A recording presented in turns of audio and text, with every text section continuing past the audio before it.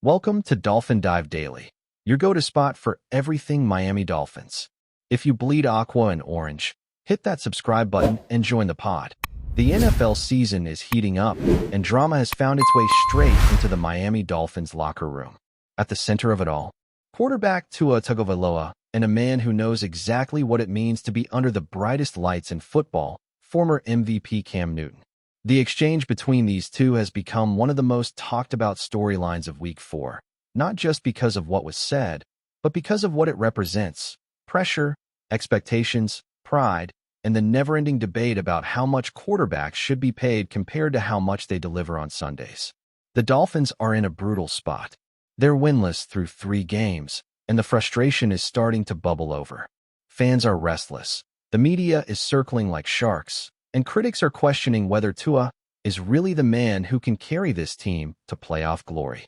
On paper, the weapons are there. Tyreek Hill, Jalen Waddle, Raheem Mostert. This offense looks like a video game roster. But the production hasn't matched the hype, and when that happens in today's NFL, everyone starts pointing fingers. Unfortunately for Tua, the biggest target is painted on his back. Cam Newton, never one to shy away from a hot take, stepped into the conversation with some pretty sharp words. Newton, who has transitioned into the role of analyst while still maintaining that unmistakable swagger he carried as a player, didn't just question Tua's numbers. He went right for the wallet. In a recent clip, Newton pointed out that Tagovailoa is making more money than some of the biggest names in the league: Patrick Mahomes, Justin Herbert, Lamar Jackson, Jalen Hurts, even Matthew Stafford. That's not just a list of quarterbacks. That's a list of Super Bowl winners, MVPs, and players who've proven themselves at the highest levels. For Newton, the problem wasn't necessarily envy. It was about perspective.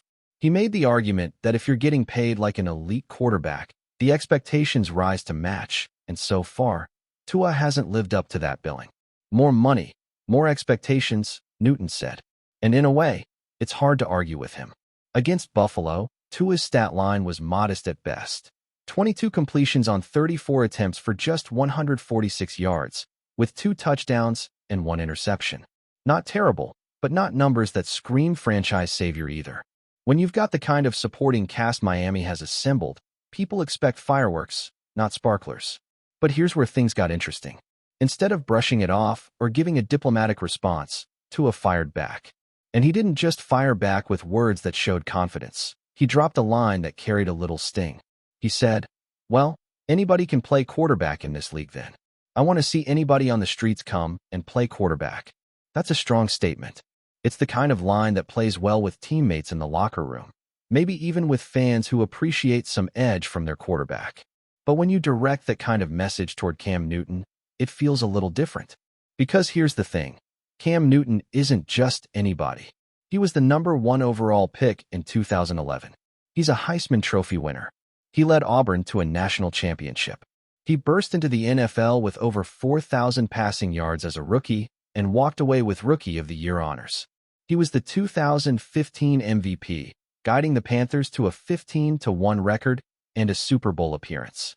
Newton has lived the life that Tua is trying to reach, and for a lot of fans, his resume speaks louder than Tua's defense. So, Newton wasn't about to just let that comment slide.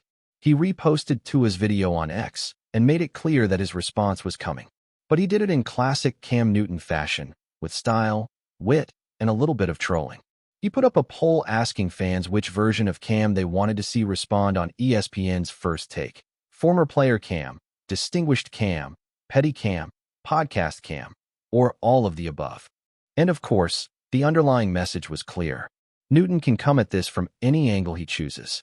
He can be respectful, he can be sarcastic, or he can tear right through the argument without holding back.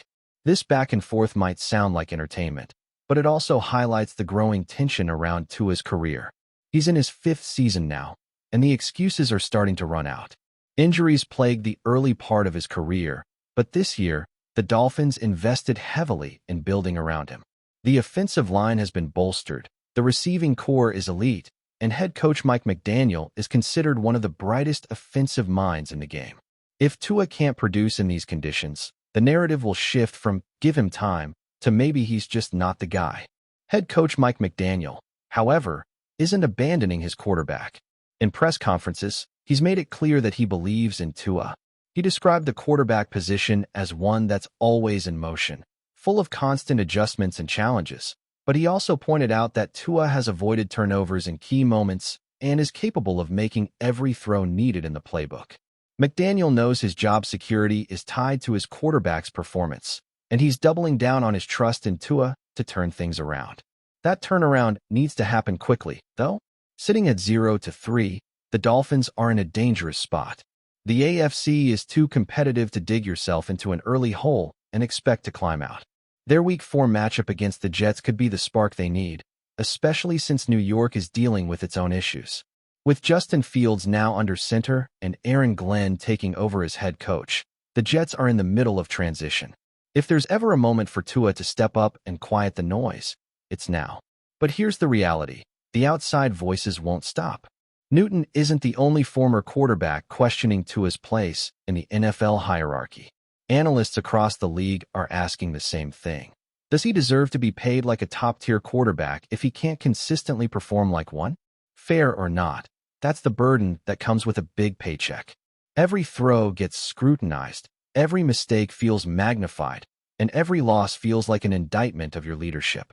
For Tua, this isn't just about proving Cam Newton wrong.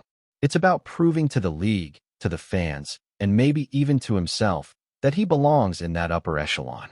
Because if the Dolphins can't turn things around, conversations about his future will only get louder. And when those conversations start, the NFL moves fast. Just ask any quarterback who once held the keys to a franchise but couldn't deliver. As for Newton, whether you agree with his take or not, his words carry weight because of what he's accomplished. He's been in the spotlight, he's dealt with criticism, and he knows what it feels like to have the world questioning whether you're worth the hype. That perspective makes his voice unique, and it's part of why this exchange feels bigger than just some harmless banter. It's two different generations of quarterbacks clashing, one who's been there and done it, and one still fighting to prove that he can. So as Week 4 approaches, all eyes are on Miami. Will Tua rise to the challenge and silence his critics? Or will this back and forth with Newton become another chapter in a season that's quickly unraveling? The Jets may not be the biggest test Miami faces this year, but symbolically, this game means everything. A win gives Tua breathing room. A loss, and the pressure might just become unbearable. No matter what happens, this story has already given us a reminder of how much quarterback play dominates the NFL narrative. Teams rise and fall on the arms and decisions of these players. And when you add in money, legacy, and pride, the conversation becomes impossible to ignore. For now, Tua has fired back, Cam has teased his response, and the football world is watching closely. The only way to truly settle this isn't with words. It's with wins. And right now, that's exactly what the Dolphins are desperate for. Still with us? Then show some love. Hit that like button and let us know in the comments. What's your take on the Fins this week? The buzz around the NFL this week just hit another level, and it's coming straight out of South Florida, where the Miami Dolphins have suddenly found themselves at the center of attention thanks to a surprise move that nobody really saw coming. Dalvin Cook, yes, the same Dalvin Cook who once terrorized defenses with the Minnesota Vikings and who briefly tried to make it work with the New York Jets, has officially landed in Miami and is expected to sign a one-year deal with the Dolphins. It's the kind of unexpected twist that gets fans talking, analysts scrambling to put together hot takes, and rivals shaking their heads wondering how the Dolphins keep pulling these kinds of headlines out of nowhere. Cook, at 28 years old, still has plenty of tread left on the tires, at least in theory, and now he's about to join an offense already stacked with speed, playmaking, and a coaching staff that knows how to maximize mismatches. This move, though, is as much about timing as it is about talent.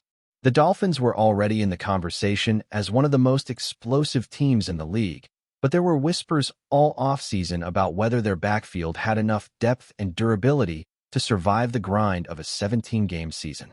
Raheem Mostert has been incredible when healthy, but his injury history is long enough to fill a medical encyclopedia, and Devon Achane, though electric, is still young and unproven across a full NFL calendar. Dalvin Cook walking through that door gives Miami not just another option, but a proven commodity who has been to Pro Bowls, who has carried an offense on his back before, and who brings the kind of name recognition that immediately energizes a fan base.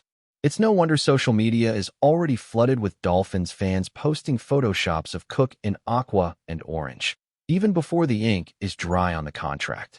Now, let's be clear. This isn't the Dalvin Cook of 2019 or 2020. That version was one of the most dangerous running backs in football, capable of breaking a game open from anywhere on the field.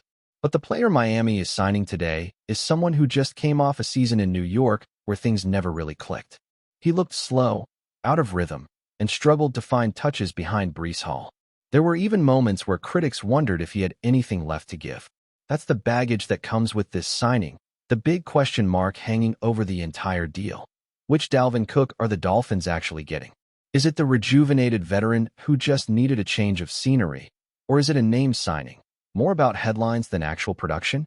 Mike McDaniel, though, has a knack for unlocking players. His entire offensive philosophy is built on maximizing space and speed, and in that system, even a running back who has lost half a step can still find daylight if the blocking is right and the scheme does its job. Cook isn't being asked to carry the load in Miami, and that's important. He won't need to be a 300-carry workhorse here. Instead, he can slide into a rotation where his touches are meaningful but manageable, keeping him fresh and letting him focus on being explosive in short bursts rather than grinding out yard after yard.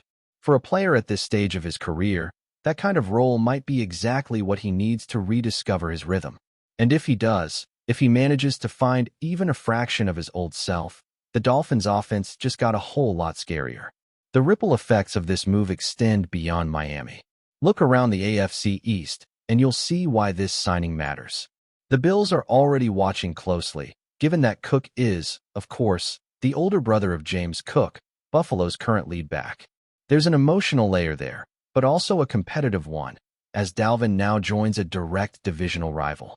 The Jets, meanwhile, can't help but feel like they lost twice. First by failing to make the most out of him when he was on their roster, and now by watching him walk into the arms of a team that is actively fighting them for playoff positioning.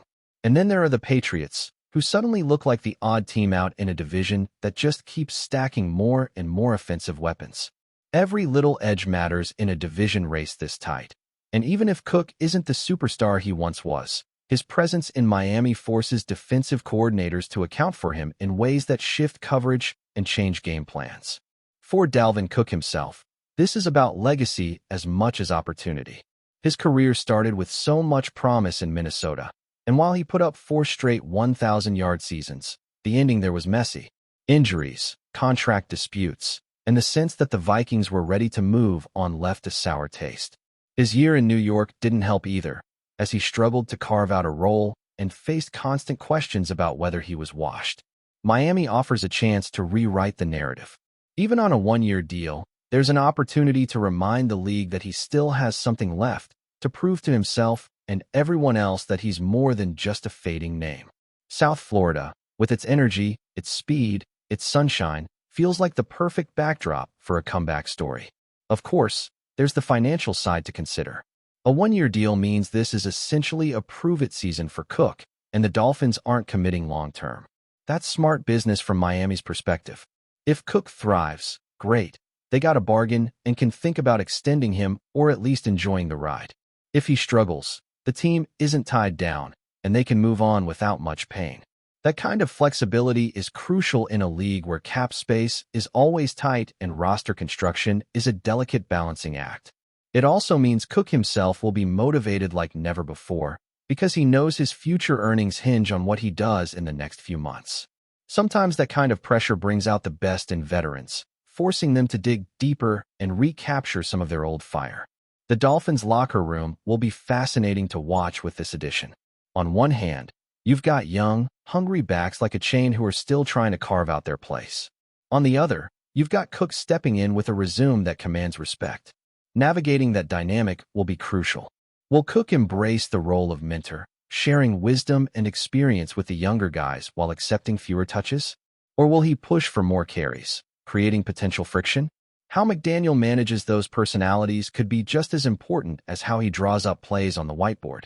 But knowing the culture Miami has been building, with leaders like Tua Tagovailoa and Tyreek Hill setting the tone, There's reason to believe this locker room can absorb the addition without missing a beat. Fans in Miami, though, aren't thinking about those details right now. They're thinking about the highlight reels, the idea of Cook taking a handoff, finding a crease, and bursting into the open field with Tyreek and Jalen Waddle flying down the sidelines alongside him.